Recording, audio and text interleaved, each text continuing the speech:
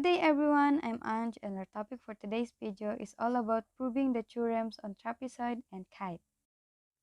Trapezoid is a quadrilateral with exactly one pair of parallel sides. The non-parallel sides are called the legs, and the angles are called base angles. The figure below shows that segment AB and segment DC are the base angle, while segment AD and segment BC are the legs. There are two types of trapezoid, the isosceles trapezoid and the non-isosceles trapezoid. When we say non-isosceles trapezoid, the legs are not congruent. And when we say isosceles trapezoid, it's a trapezoid with congruent legs. The figure below is an example of isosceles trapezoid. Mid-segment theorem on trapezoid, a line connecting the midpoint of two legs of trapezoid is parallel to the bases, and its length is equal to the half of the sum of the length of the bases. And the formula for this theorem is median is equal to 1/2 of the sum of the two bases.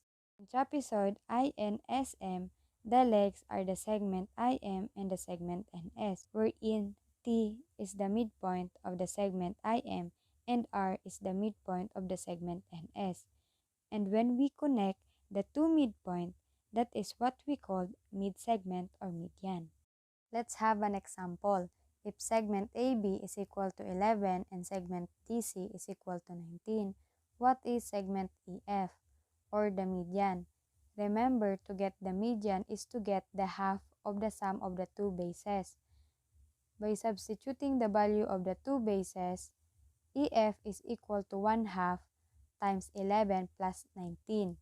11 plus 19 is 30, and the half of 30 is 15. Therefore, the segment EF is equal to 15. Let us try another example. If segment AB is equal to X, segment EF is equal to 14, and segment DC is equal to 18, what is the value of X? Using the median formula, substitute the given to get the value of X. Its segment EF is equal to 1/2 the segment AB plus segment DC. 14 is equal to 1/2 of X plus 18. Multiply both sides. 2 times 14 is 28 equals to X plus 18. Transpose 18 to the other side to get the value of X. 28 minus 18 is equal to 10. Therefore, the value of X is 10. Let's move on to another theorem related with isosceles trapezoid. First is the base angle of an isosceles trapezoid are congruent. That means if angle B is equal to 60 degrees, then angle C is also equal to 60 degrees. The second theorem for an isosceles trapezoid. Opposite angle of an isosceles trapezoid are supplementary. Let's take a look at this example. If angle A is equal to 40 degrees, then what is the measure of angle C? According to the theorem, opposite angle are supplementary, which means that the sum of the opposite angle are equivalent to 180 degrees. So we can say that angle A plus angle C is equal to 180 degrees. Substitute the given. 42 degrees plus angle C is equal to 180 degrees. Transpose 42 degrees, then subtract to 180 degrees. Angle C is equal to 180 minus 42. Let's move on to the third theorem for an isosceles trapezoid.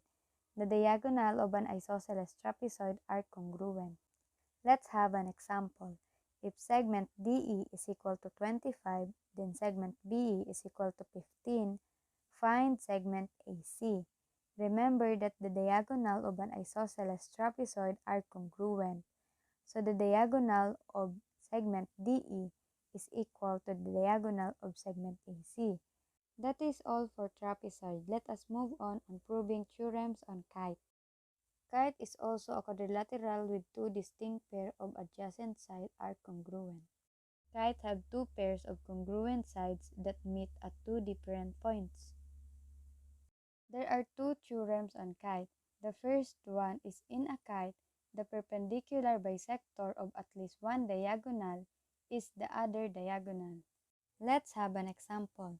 If segment BC is equal to 15, what is segment CD? Since they are congruent, segment CD is also equal to 15. Let's move on to the second and last theorem for kite. The area of the kite is half the product of the lengths of its diagonal. Let's have an example related on the second theorem of the kite. If segment AC is equal to 9 cm and segment BD is equal to 16 cm, what is the area of the kite? Using the formula, area of the kite is equal to 1/2 the product of the two diagonals. Segment AC is the first diagonal while segment DC is the second diagonal. Substitute the given to the formula to get the area of the kite. Area of the kite is equal to 1/2 the product of 9 and 6. The product of 9 and 6 is equal to 144, and the half of 144 is 72. Therefore, the area of the kite is 72 centimeters.